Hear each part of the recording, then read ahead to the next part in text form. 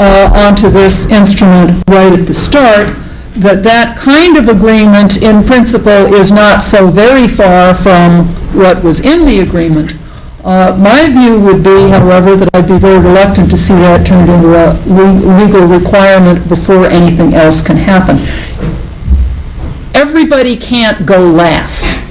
Everybody always wants to go last. You've got to figure out how to get things started. Prakash, in answer to your question, I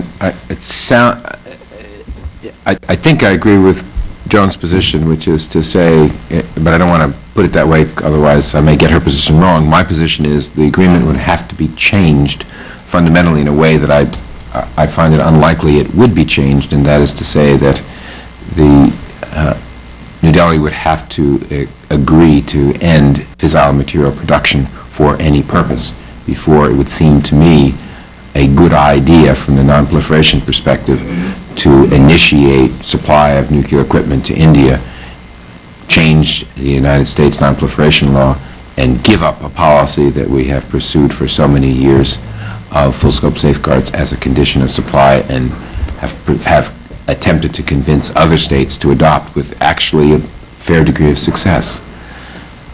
There was a question here and a question there.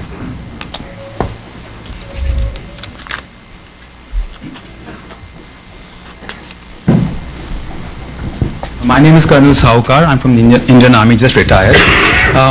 Professor Arunachalam already has talked about the energy security policy of India, how important it is to our national security, civilian nuclear energy. And Ambassador Schaefer has already highlighted India's responsibility as a nuclear power. My question is that in case, and I also wanted to emphasize that India also has a no first use policy in its nuclear weapon doctrine. My question is that in case there were too many restrictions put on India, and this whole cooperation deal just fell through, and since the fact that India-US relations were already on the upswing before this cooperation deal was signed by President Bush and Prime Minister Manmohan Singh, how serious an impact would it really have on US-India relations if the deal just fell through?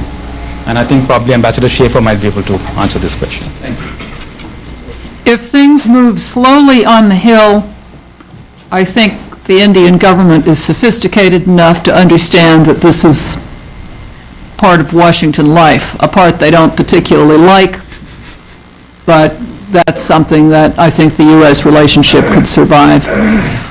If this was actually rejected by the Congress, I think it would be a very severe blow to U.S.-India relations.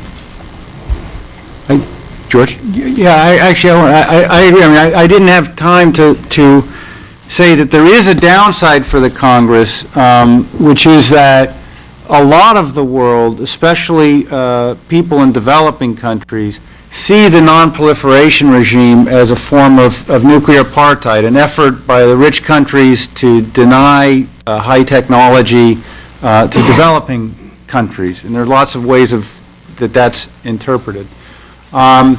And we have a problem right now that a lot of countries in the world are not so enthusiastic about enforcing the rules of the non-proliferation regime. We see this in the case of Iran in the last couple of months.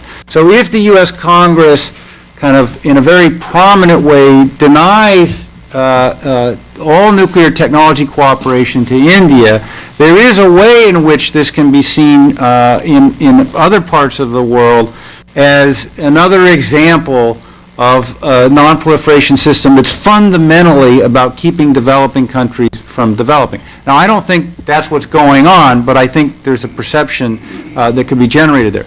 The flip side, though, is this deal could fall apart in India. There are problems in India. And my sense is that there's no one in Washington, with the exception of a few lobbyists, some of whom are friends of mine who are here, who would have a real problem if this whole thing just went away and we didn't have to deal with it. My perception is that the U.S. is offering this cooperation because India says it wants it, and we're trying to make India happy. If India says it doesn't want it, people here will breathe a big sigh of relief and say, great, let's go on to something else. Question right here.